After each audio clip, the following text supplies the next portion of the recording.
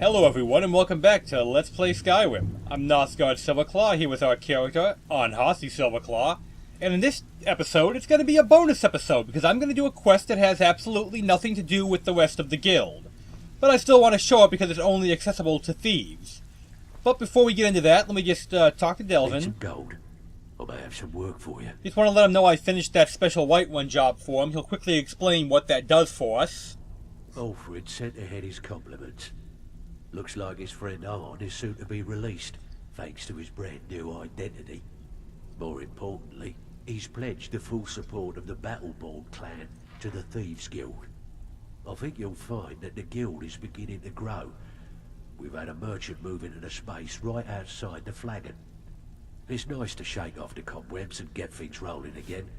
Keep this up, and I can see a bounty headed our way. And by that he means a bounty of... Plenty more work for the likes of you. He meant like a bounty of harvest, not as in we're all going to be hung for criminal charges. At least I assume that's what he meant. Now, he said a shop opened up, and this is what he's talking about. This is not a fence, this is just a shop. But as you make the guild stronger, shops start opening up in all these little crevices around the guild hall. But, now that I've taken care of that, let's get to the bonus stuff, shall we? Now, full disclosure. Today's episode is going to be mature. The thing we're going to be doing today is kind of raunchy, kind of messed up. If you're really squeamish, you may not like the content I'll be talking about, and you will not miss any storyline if you leave at this point. There's your warning. So, it's one thing to say you've got the skills to be a thief. It's another to actually use them. So, Veckel, is there anything you need done around here? Now that you mention it, there is. I have a buyer with, shall we say, a very odd taste in literature. Looking for some particular books. What kind of books? I'm told they're the ravings of a madman, a wizard named Arundel, and his peculiar cravings. It's said to be spread across 4 volumes, and very hard to come by. My client is offering quite a reward for them, which I'd split with you. I can get them for you. I think I can handle this. Then we have a deal. In his later years, Arundel moved into some ice caves known as Ingvild. He preferred the solitude in which to perform his, experiments. Alright. So about Arundel, what can you tell me? Only rumors. He used to have a home in Dawnstar until they burned it down. The people say he was doing unspeakable experiments on reanimation. Rituals only a necromancer would perform. After he made for Ingvild, he was never heard from again. Interesting thing to note, it is not illegal to do necromancy in Skyrim. However, that does not make it a good idea to do it if people know about it. Anyway, I'll meet you guys over at Dawnstar, where the quest takes place. Alright, here we are in Dawnstar, everyone.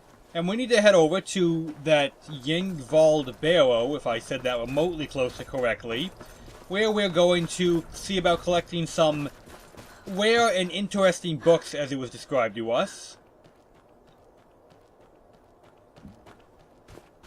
Huh, normally those guys start... There they go. Yeah, don't worry about what they're talking about. It doesn't concern us. It's just flavor text about the Imperial Stormcloak confrontation. So yeah, today's lore topic, everyone. I want to talk about law. I think law is an appropriate topic for today. How, through time and through location, the laws do change in pretty drastic ways across the Elder Scrolls universe. For example, while in Cyrodiil, 200 years ago, it's probably still this way today, but I can't tell you that for sure because we're not in Cyrodiil today. But in Cyrodiil, 200 years ago, the punishment for grave robbing was actually death. It was an automatic death penalty. Nowadays, in Skyrim, there doesn't appear to be any punishment for grave robbing. In fact, technically, all of those Dwemer ruins we go to and all of those barrows with all the Draugr in it, those are all ancient burial sites, and no one cared that you're going in and taking stuff. It's like, no one cares. So, clearly it's no longer, well, if not illegal, it's just no longer a factor. No one cares. According to other examples, the fine for stealing a horse in Morrowind was actually considerably lower than the fine for stealing a horse in Cyrodiil was, being Oblivion when that would have been. Skyrim tracks all of its crimes independently, whereas Morrowind and Cyrodiil did not. In those places, if you committed a crime, everyone was after your ass, no matter where you ran to. Here, each hold tracked their crimes separately, so it really doesn't matter quite as much. Is that what oh, it's just a wolf. Okay, for a second there I thought that was something scarier than a little wolf. Is he coming for me? Yeah, he's coming for me. Maybe. Why risk it? Because he's an ice wolf. Oh, I'm gonna need my sword. Hey. Down. Down, I said. Stop that. Alright, now then, with that out of the way, let's continue on, shall we? A little banged up, but I don't care. I try not to use healing potions if I don't have to. So yeah, the laws of the world have evolved with time and as the location changes and the culture changes. They could have used a set number of laws across all the games. It would have been easy to remember if you play thievery characters. But I like the fact that they do alter what is and isn't okay with each area to show the cultural differences.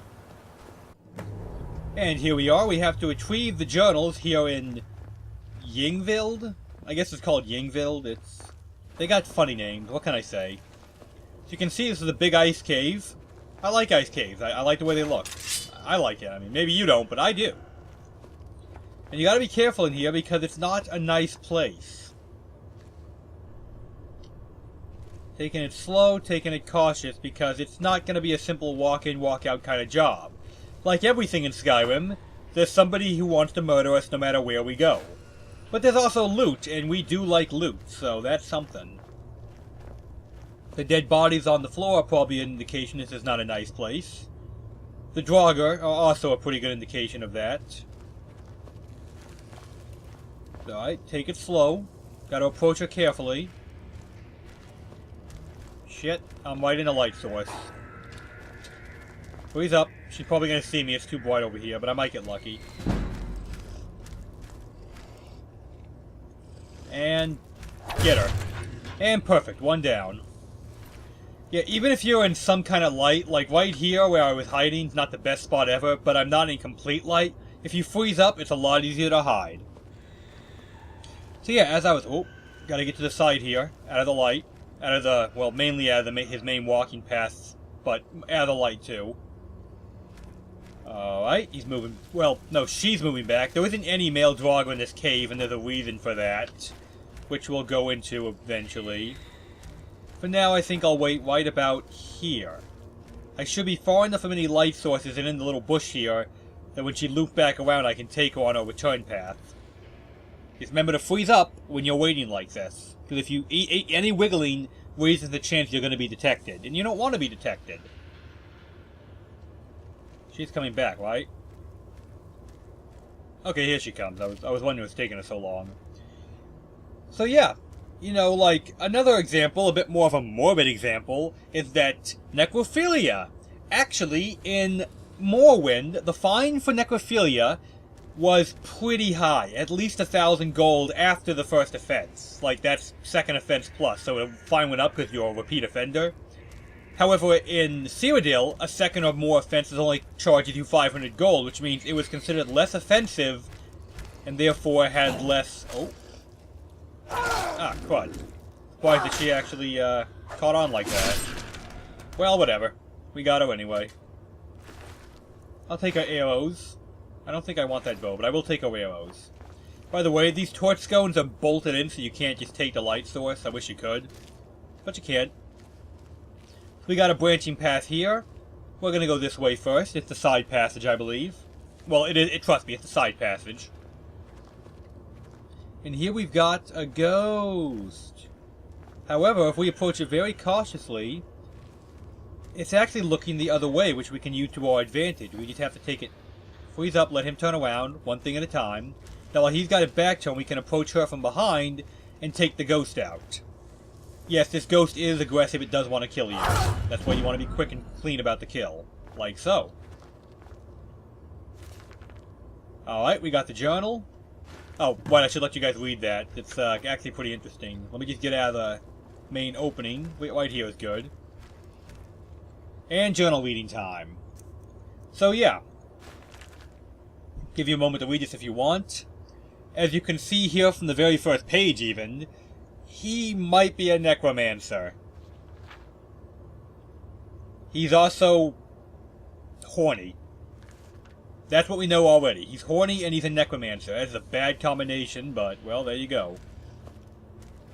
Alright, where's she headed? Looks like she's going the far way. So we want to get a little... What was that? Oh, another ghost. Freeze up over here, let them come to us. Alright.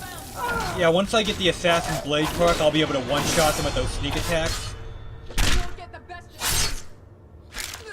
Oh, that sounded crunchy. But until then, we gotta make do with so. And I know this is a low-kill playthrough, I've said that before. These are not humanoids, these are undead, and they're tortured souls, alright? Even in the Thieves Guild before this one, when they were more hesitant to kill people, there was no penalty for killing the undead because they're technically already dead.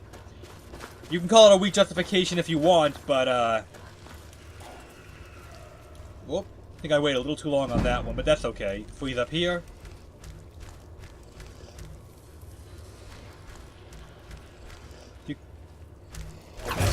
And there we go. Good start into the fight. And down. Yeah, even if you can't one-shot him, if you can get a clean sneak attack on him to soften him up, it makes all the difference in the world.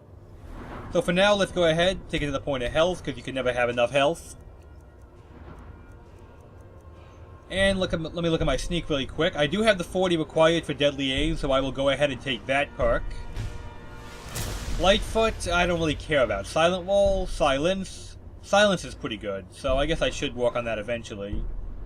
But I'm gonna hold off on that. But I will go ahead and take another point in my sword play to make my sneak attacks do even more damage. And one-handed, here we go. Because I like doing more damage. And I'll just save the last perk for now. So, what's over here?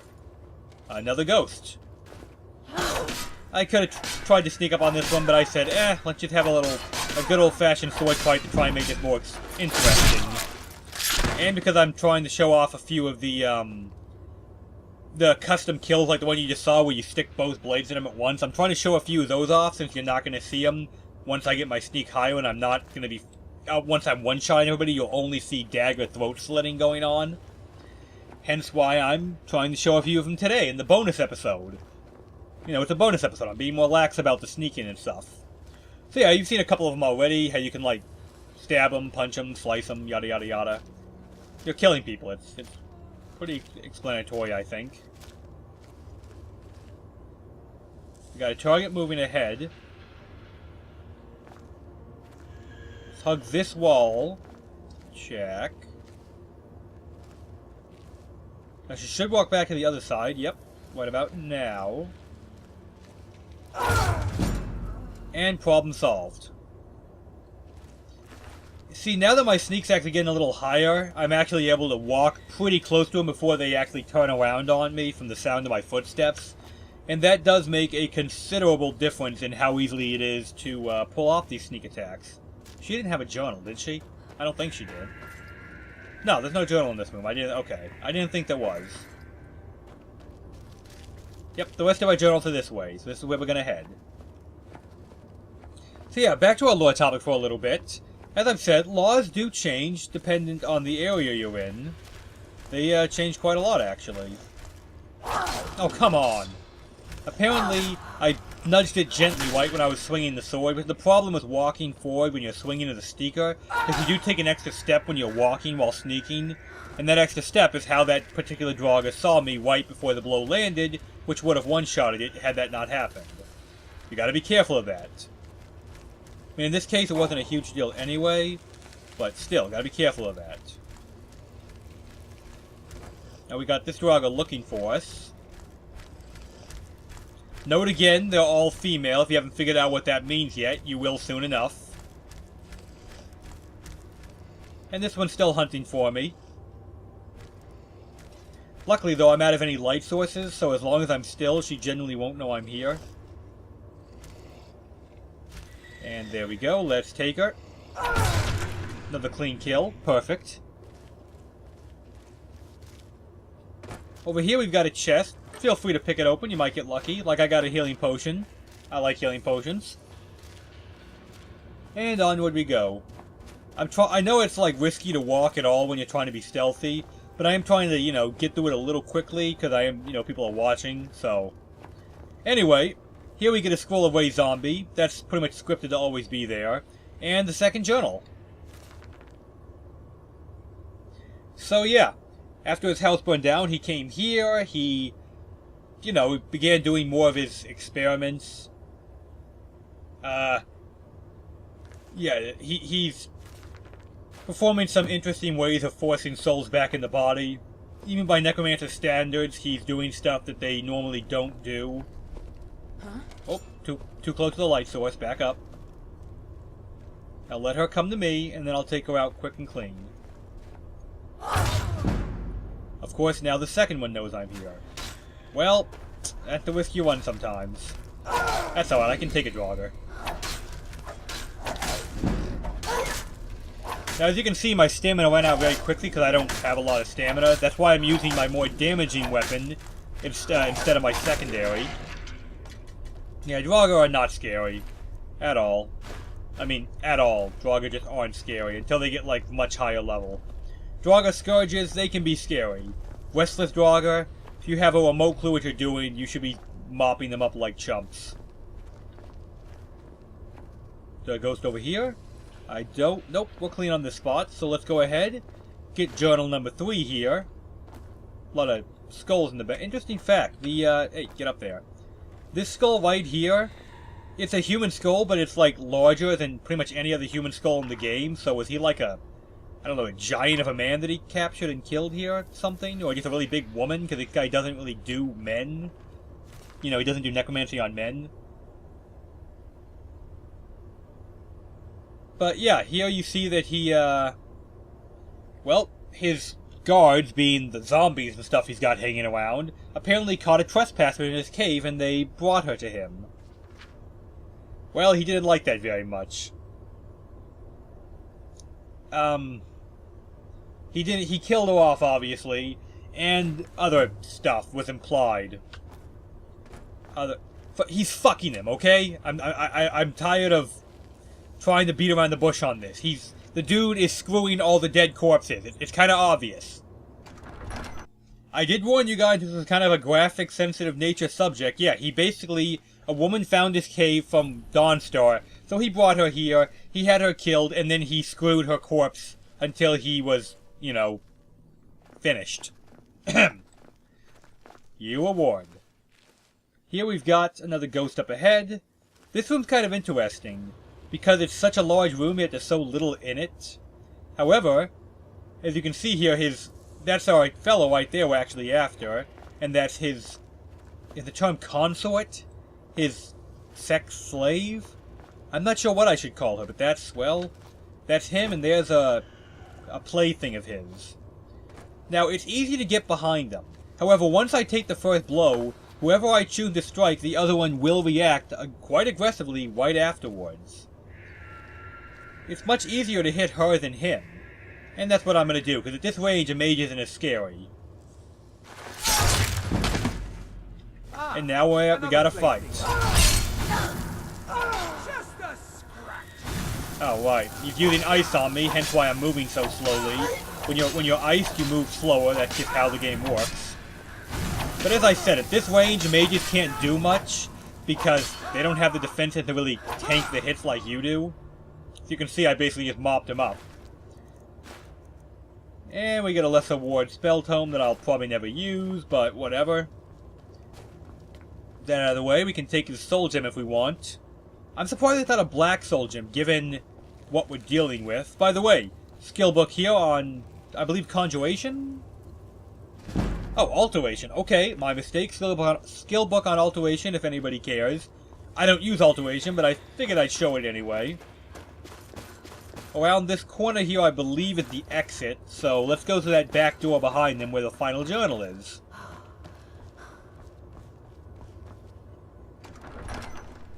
Ooh, that was close. I should have been down quicker.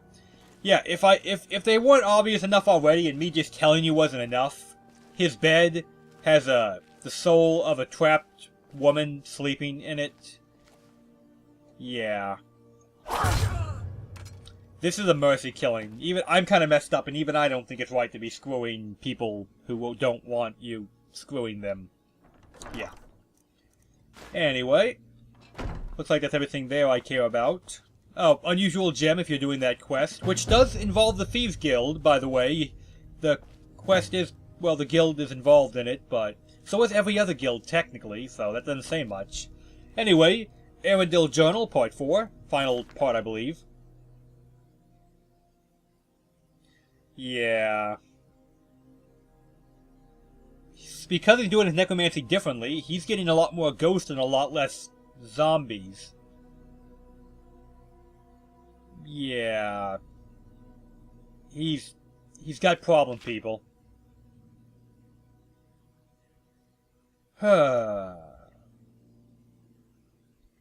Yeah, so it's a good thing I killed that guy, because he was going to basically admit it in his journal. He planned on capturing more and more women from Dawnstar, so he could do the nasty with the ghosty, I guess, is a way of putting it. Sick bastard. What could I say? Sick bastard. And somebody's paying to read his journals on how to do this. If I had even the slightest shred of moral decency, I would be uncomfortable giving somebody else the notes on how this is done. Because, well, think about what he's doing here. Excuse me. By the way, room full of attractive dead women. Take from that what you will. They're all sprawled out in various poses. Okay, we're done with this topic. We're moving on now. The key we got off the dead body opened this door here to let us out. You could technically just pick the master lock, but I mean, if you're trying to farm lockpicking, go for it. Short of that, why? Come on, almost done here. Almost done. So, that was our shortcut back to the entrance. Oh, chest we can unlock really quick, so why not? Let's get a little bit of loot, shall we? Everybody likes loot. Spell Tome of Raise Zombie. I guess that's appropriately placed, if nothing else. So I'm not sure I want to raise any zombies after seeing this place. Come on. There we go. And with that, we're pretty much back at the entrance. All we gotta do now is take the left here and loop our way back out. You can see that with the first journal in that room. Not the quickest shortcut, but quick enough.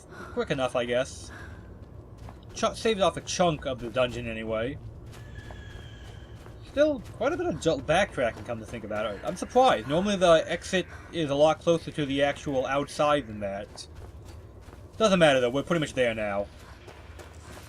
Well, pretty much anyway.